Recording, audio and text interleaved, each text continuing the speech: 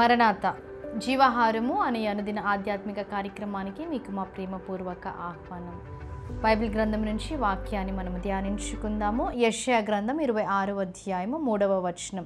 ఎవని మనస్సు నీ మీద ఆనుకొనునో వానిని నీవు పూర్ణ శాంతి గల వానిగా కాపాడుదువు, ఏలయనగా అతడు నీయందు విశ్వాసముంచి ఉన్నాడు. ఇక్కడ మనం చూచినట్లయితే దేవునిపై మన మనస్సు ఆనుకొని ఉన్నట్లయితే దేవుడంట పూర్ణ శాంతి గల వానిగా మరి మనని కాపాడుతాడు. అంటే పూర్ణ శాంతిని, సంతోషాన్ని, సమాధానాన్ని దేవుడు మనకి దయచేసే దేవుడిగా ఉన్నాడు.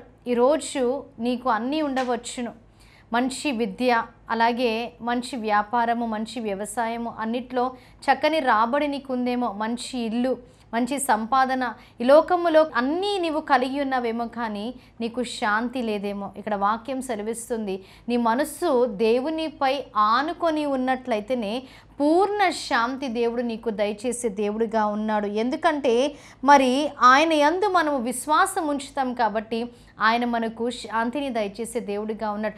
అన్నీ ఉన్నప్పటికీ ఈరోజు అనేకులు నెమ్మది లేని స్థితిలో వారు ఉండడం మనము చూస్తాం. అంటే వారి మనస్సు లోకము వైపు ఉంది, దేవుని వైపు లేదు.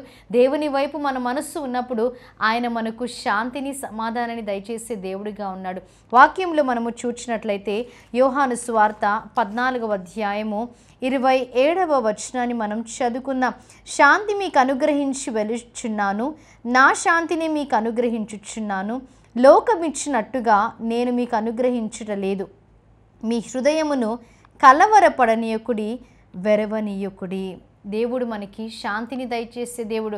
ఈ లోకము ఇచ్చే శాంతి కాదు. ఈ లోకము ఇచ్చే శాంతి అది అశాశ్వతమైనది. కాసేపు కనబడుతుంది, అంతలోనే అది మాయమవుతుంది. మరలా అంతలోనే నెమ్మది లేని స్థితిలోనికి నీవు వెళ్తావు. కానీ దేవుడు ఇచ్చే శాంతి అలా ఉండదు. అది మరి నిత్యము అలే నిలకడగా ఉండేదిగా ఉంది. అందుకే దేవుడు అంటున్నాడు, కలవరపడకుడి, అలాగే మీరు వెరవకుడి, మీరు కలవరపడకుడి, భయపడకుడి, నేను మీకు శాంతిని దయచేసే దేవుడిగా ఉన్నాను. అలాగే మనం చూసినట్లయితే యోహాను సువార్త 16వ అధ్యాయం 33వ వచనములో దేవుని అందే సమాధానమును దయచేసే దేవుడిగా ఉన్నాడు. అందుకే వాక్యం సెలవిస్తుంది, ఆయన సమాధాన కారకుడిగా ఉన్నాడు, సమాధానకర్తగా ఉన్నాడు, సమాధానకర్తకు అధిపతిగా ఉన్నాడు. కాబట్టి మన మనస్సు లోకము వైపు కాకుండా దేవునిపై ఎప్పుడైతే ఆనుకొని ఉంటుందో పూర్ణ శాంతిని దేవుడు మనకి దయచేసే దేవుడు. ఇటు వాక్యాన్ని దేవుడు మీ హృదయముల భద్రపరిచి దీవించి ఆశీర్వదించునుగాక. ఆమేన్. ప్రార్థన చేసుకుందాం. మహాగణుడా, మహోన్నతుడా, పరిశుద్ధుడా, మీకు స్తుతులు తండ్రి. శాంతిని మాకు దయచేసిన దేవా, సమాధానాన్ని మాకు దయచేసిన దేవా, మీకు స్తుతులు, స్తోత్రాలు తండ్రి.